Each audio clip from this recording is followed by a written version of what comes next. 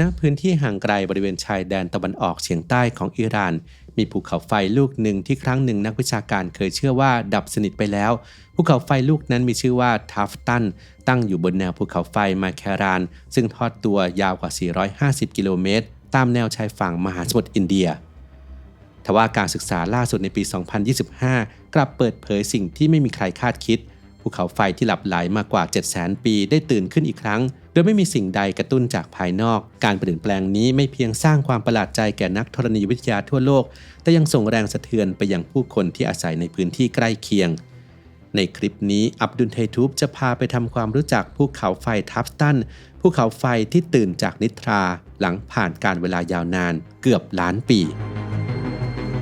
โอเมก้า 3 มีบทบาทสำคัญต่อสมองแต่ร่างกายสร้างเองไม่ได้ต้องได้รับจากอาหารเท่านั้นจากข้อมูลของ National Institute of Health ประเทศสหรัฐอเมริกาแนะนำว่าเราควรจะได้รับโอเมก้า 3 ประมาณ 1.1 ถึง 1.6 กรัมต่อวันสำหรับผู้ที่ใส่ใจการดูแลสมอง Quality Omega 3 Norway Daily ที่ผลิตและคิดค้นสูตรที่ประเทศนอร์เวย์ก็เป็นอีกหนึ่งทางเลือกในการเติมโอเมก้า 3 ที่จำเป็นให้กับร่างกายในแต่ละวันครับศึกษารายละเอียดและสั่งซื้อได้ที่ quality.asia/abdul-strength หรือคลิกลิงก์ใต้คลิปได้เลยครับ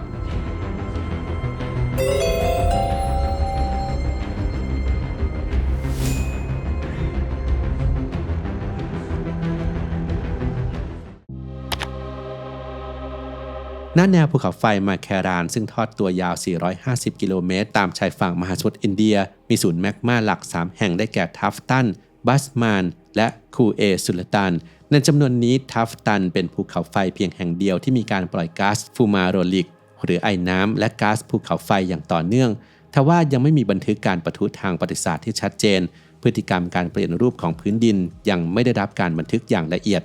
ภูเขาไฟทัฟตันเป็นภูเขาไฟประเภทกรวยภูเขาไฟสลับชั้นซึ่งถูกกัดกร่อนอย่างหนักตั้งอยู่บนเปลือกทวีปหนากว่า25กิโลเมตรโครงสร้างหลักประกอบไปด้วย2ยอดเขาโดยมียอดเขามาเตกูสูง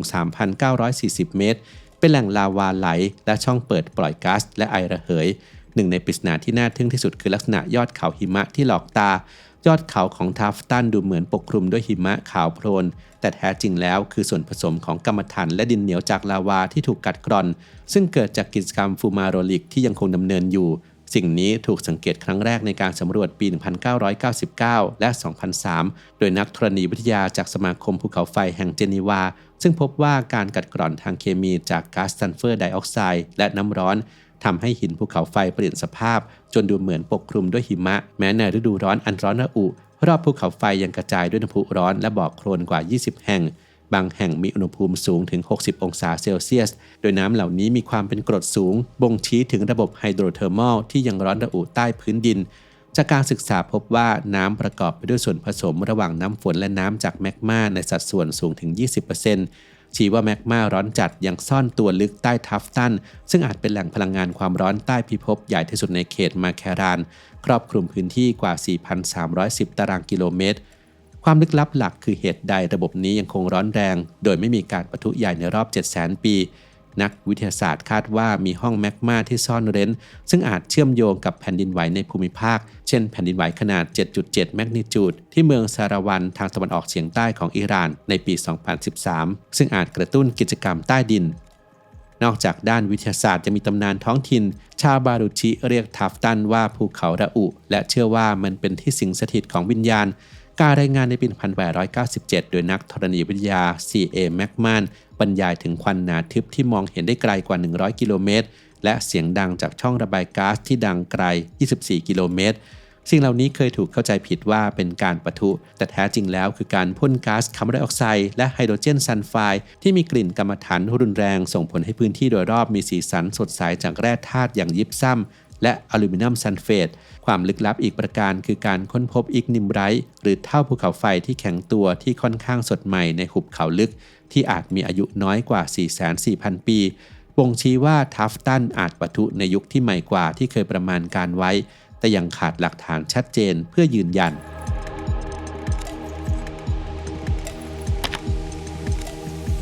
ประวัติศาสตร์ของภูเขาไฟทัฟตันเริ่มต้นจากตำนานท้องถิ่นของชาวบาลอสซึ่งเรียกมันว่าทัฟตันอันแปลว่าที่ร้อนระอุสะท้อนถึงกิจกรรมการพวยพุ่งของไอน้ำและก๊าซร้อนที่สังเกตเห็นได้นานหลายศตวรรษ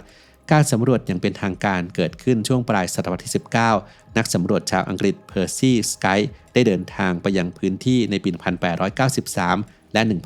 1914 โดยบรรยายถึงก้อนเมฆควันหนาทึบที่ปกคลุมยอดเขารวมถึงรายละเอียดโครงสร้างที่ราบสูงยอดเขากิจกรรมของควันและก๊าซร้อนและเท่าฐานที่ปกคลุมการสำรวจในปี 1897 โดย C.A. McMahon และ A.S. McMahon ได้เก็บตัวอย่างหินซึ่งผลการวิเคราะห์โครงสร้างและตัวอย่างลาวาเผยให้เห็นประวัติศาสตร์แมกมาอันซับซ้อนการศึกษายุคใหม่ได้ใช้เทคโนโลยีขั้นสูงเช่นการหาอายุด้วยธาตุกัมมันตรังสีพบว่าการปะทุเกิดขึ้นหลายช่วงโดยระยะเก่าที่สุดย้อนไปถึง 8 ล้านปีก่อนและอายุล่าสุดของลาวาไหลคือเมื่อ 710,000 ปีก่อนประวัติศาสตร์ยังรวมถึงรายงานแผ่นดินไหวและการปะทุในปี 1970 และในปี 1993 ที่มีรายงานลาวาไหลยาว 60 เมตรแม้ภายหลังจะเชื่อว่าเป็นการไหลของกัมมันถันหลอมเหลวมากกว่าลาวาแท้ทั้งหมดนี้ล้วนเชื่อมโยงกับความไม่เสถียรทางแผ่นเปลือกโลก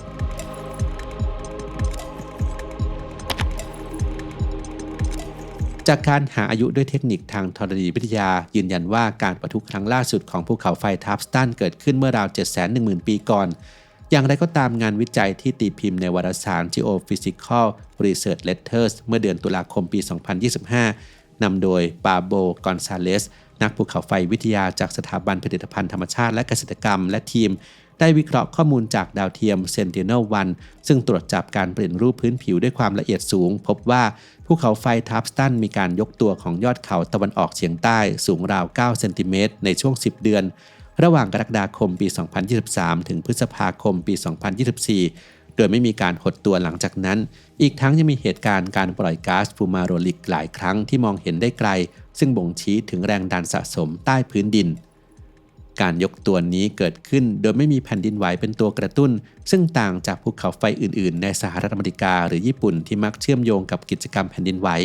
นักวิทยาศาสตร์เชื่อว่าสาเหตุหลักมาจากการสะสมแมกมาและก๊าซร้อนในระบบไฮโดรเทอร์มอลสร้างแรงดันจนทำให้พื้นผิวยกขึ้นอย่างกระทันหันและชั่วคราวการศึกษานี้ชี้ว่าทัฟสตันกำลังแสดงสัญญาณตื่นตัวครั้งแรกในรอบกว่า 700,000 ปีซึ่งเป็นพัฒนาการสำคัญในบริบทของแนวภูเขาไฟมาแครานอันเกิดจากการมุดตัวของแผ่นอาหรับใต้แผ่นยูเรเชียนผลการศึกษายังเน้นย้ำถึงความจำเป็นในการเฝ้าติดตามภูเขาไฟนี้อย่างใกล้ชิดมากขึ้นเนื่องจากก่อนหน้านี้ทัฟสตันไม่เคยถูกพิจารณาว่าเป็นภัยต่อประชาชนในพื้นที่ห่างไกลปาโบ กอนซาเลสกล่าวว่าเดิมทีทัฟสตันไม่เคยถูกมองว่าเป็นภัยเพราะไม่เคยปะทุในยุคโฮโลซีนซึ่งเริ่มต้นเมื่อ 11,700 ปีก่อนจึงถือว่าดับสนิทแล้วแต่จากข้อมูลใหม่ภูเขาไฟทัฟสตันควรถูกจัดว่าเป็นภูเขาไฟที่หลับอยู่แต่ยังไม่ดับสนิทและเปรียบเทียบว่ามันเป็นภูเขาไฟซอมบี้เพื่ออธิบายถึงภูเขาไฟที่ดูเหมือนตายไปแล้วแต่ยังมีพลังงานภายในซ่อนอยู่ดังนั้นจึงต้องมีการระบายพลังงานออกมาในอนาคตเขาเชื่อว่าการยกตัวที่เกิดขึ้นมาจากการเคลื่อนตัวของแมกมาที่ไม่ถูกตรวจพบซึ่งอาจนำไปสู่การปลดปล่อยพลังงานในอนาคตในรูปแบบที่อาจรุนแรงหรืออาจค่อยเป็นค่อยไป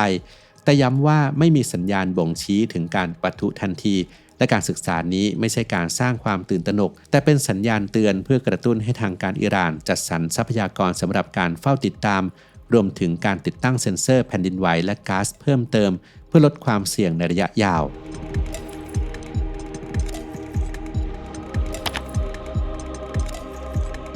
แผ่นดินร้อนของอิหร่านซึ่งเต็มไปด้วยภูเขาไฟและระบบธรณีร้อนซึ่งเป็นดินแดนที่ปกคลุมด้วยปริศนามากมายโดยเฉพาะในเขตมาแครานซึ่งเป็นที่ตั้งของภูเขาไฟทัฟสตันการหลับไหลยาวนานกว่า 700,000 ปีของทัฟสตันซ่อนเร้นความลึกลับเกี่ยวกับกระบวนการใต้พื้นผิวที่ยังไม่เคยถูกเปิดเผยอย่างเต็มที่นักวิทยาศาสตร์เชื่อว่าการยกตัวพื้นดินล่าสุดอาจเกิดจากการสะสมก๊าซในระบบอุทกธรณีร้อนหรือการแทรกขึ้นของแมกมาขนาดเล็กจากความลึกกว่า 3.5 กิโลเมตรแต่ปริศนาสำคัญคือการตื่นตัวแบบไม่มีตัวกระตุ้นซึ่งไม่เกี่ยวข้องกับแผ่นดินไหวหรือการเปลี่ยนแปลงสภาพอากาศจึงเกิดคำถามว่าอะไรคือสาเหตุที่แท้จริงของแรงดันที่สะสมนี้และยังทิ้งความไม่แน่นอนว่าทัฟสตันจะปลดปล่อยพลังงานออกมาอย่างไรการกำหนดและอธิบายลักษณะของระบบภูเขาไฟที่ยังมีพลังงานยังคงเป็นเรื่องซับซ้อนสำหรับนักธรณีวิทยาในวงการภูเขาไฟวิทยาการตรวจจับช่วงความไม่สงบเพียงอย่างเดียวไม่เพียงพอ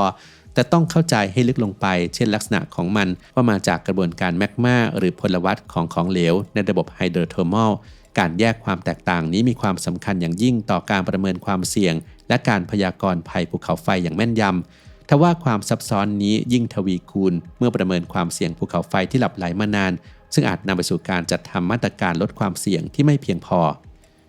เพื่อแก้ไขปัญหาเหล่านี้นักวิจัยได้พัฒนาวิธีการกรองสัญญาณบรรยากาศแบบขับเคลื่อนด้วยข้อมูลเพื่อเพิ่มประสิทธิภาพในการตรวจจับการเปลี่ยนรูปพื้นผิวอันละเอียดอ่อนของภูเขาไฟ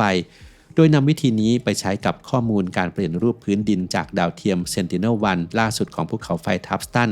ผลลัพธ์ที่ได้ช่วยประเมินความเสี่ยงที่ซ่อนอยู่ของภูเขาไฟซึ่งหลับไหลมานานที่กำลังจะเข้าสู่ช่วงไม่สงบนักวิชาการและทีมวิจัยแนะนำให้ใช้ข้อมูลนี้อย่างต่อเนื่องจากเป็นวิธีเดียวที่มีประสิทธิภาพสำหรับภูเขาไฟห่างไกลที่ไม่มีเครือข่ายเฝ้าระวัง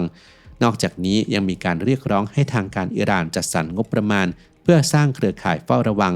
ทั้งเซ็นเซอร์แผ่นดินไหวก๊าซและ GPS เพื่อตรวจจับสัญญาณเตือนล่วงหน้าซึ่งจะช่วยลดความเสี่ยงในพื้นที่ที่มีประชากรกระจายตัวรอบภูเขาไฟเช่นชุมชนชาวบาลอสที่อาศัยอยู่ใกล้เคียง